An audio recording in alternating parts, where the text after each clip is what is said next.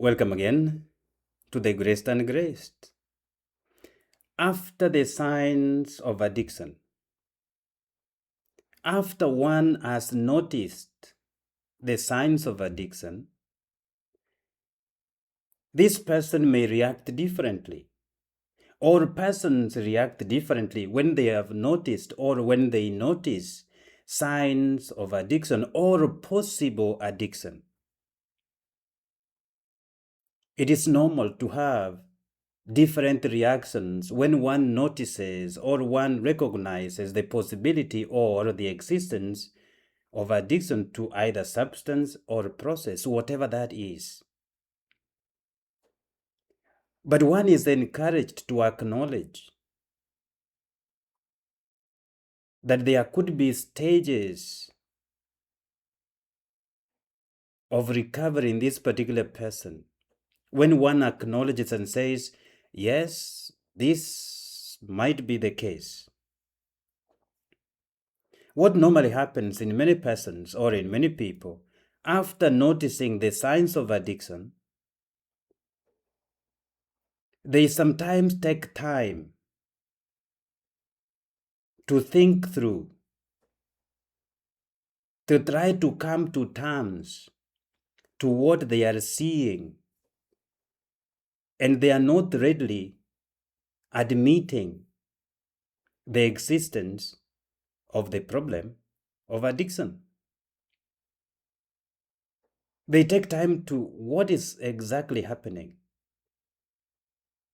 Many people, those who have gone to class, they may call this a stage of pre-contemplation before they even start thinking deeply about what they are seeing as a problem. They take time to come to terms with what they are seeing, and they do not readily admit that there is a problem here. They may move even into a point of denial, denying the existence of an addiction in their life. They may blatantly say, no, I'm not an addict. I'm not addicted. It's not possible. It's not me. It is normal to have such kind of a feeling. It's normal to have such kind of resistance and denial towards what one has noticed through the signs of addiction. And some even become defensive. When somebody brings it up, or when family member or a friend or a colleague brings the idea up, they become very defensive. When it is brought up, they are very defensive. It is okay. That happens to very many people. You are not the first one and you are not the last one. One may become that defensive, but also one may tend to be drawn to be seeing more of the good of the behavior or the use than the negative effects that it has on him or on her. They may negotiate and rationally, intellectually reason it out and say, or see most of the good out of it. It helps me to stay alert. It helps me to go through stress. It helps me to do this. They see positive things of that behavior than seeing the negative effects of the addictive behavior. They see more of the benefits instead of the negative effects. Then what happens? Then gradually, they move to becoming more aware. To become more aware that indeed there is a problem. I cannot run away from it any longer. There is a problem. Gradually they become aware due to the harm the behavior is causing. They become aware of the harm. And some even start weighing rationally the pros and cons of embracing the change and the pros and cons of remaining the same. They start weighing, if I change, what would be the pros and cons of my change? Or what would be the pros and cons of remaining the way I am? I'm going to lose my family. I'm going to lose my work. I'm going to lose my status. And when I change, what's going to happen? I'm going to lose friends. They see all this, they start weighing the cons, the pros and cons of changing and remaining the same. It is okay to feel that way. It is fine. It is fine even to have mixed emotions and uncertainty. Mixed emotions and uncertainty is okay. This leads one to start preparing for the possible change. Start preparing for the possible change and readiness to act. Just go through the process. Don't resist much. Go through the process. Prepare for the change and be ready for action. Be ready to act. And at this point, one may seek some specific steps.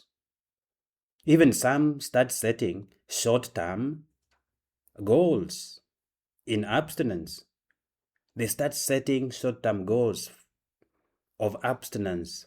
I will abstain for 1 month. I will abstain for 3 months. Then they start setting those goals and start taking actions. At this point, one is encouraged to gather tools and other resources before taking any action. Gather the tools, resources, talk to friends, talk to those who are willing to help you. Find out help from wherever you may find it. Gather those tools and resources. Then start taking action to change, basically and more importantly, the daily habits and the routines. Daily habits and the routines that led you into such, start changing them, those daily habits and routines, committing time to do it. Committing time, energy, and focus to stop that unhealthy behavior, to stop that unhealthy addiction. That means committing time, energy, and focus. There is no two way about it. Commitment of time, energy, and focus. Then you learn new coping skills and support from others. Don't do it alone. Learn new coping skills and support from others. Then what I will encourage you to do is keep in the race. If you have a support group, do not absent yourself from that support group. Be part and parcel of that support group. Don't walk alone. Keep in the race. Keep in the journey. Keep walking in sustaining the new health behavior. And keep it for a long time. But remember, it is one day at a time. It will not just happen. Commitment, time, energy, focus for a long time. Time, energy, focus. Time, energy, focus. Time, energy, focus. One day at a time. Time, energy, focus. One day at a time. In remaining and maintaining the new lifestyle, so that you may prevent relapse. And if it happens that you relapse, it is not the end of the world. Begin anew. Start again. Keep those coping skills to avoid triggers and know the triggers that you have, know the stresses that you go through. If it happens that you go back, start again.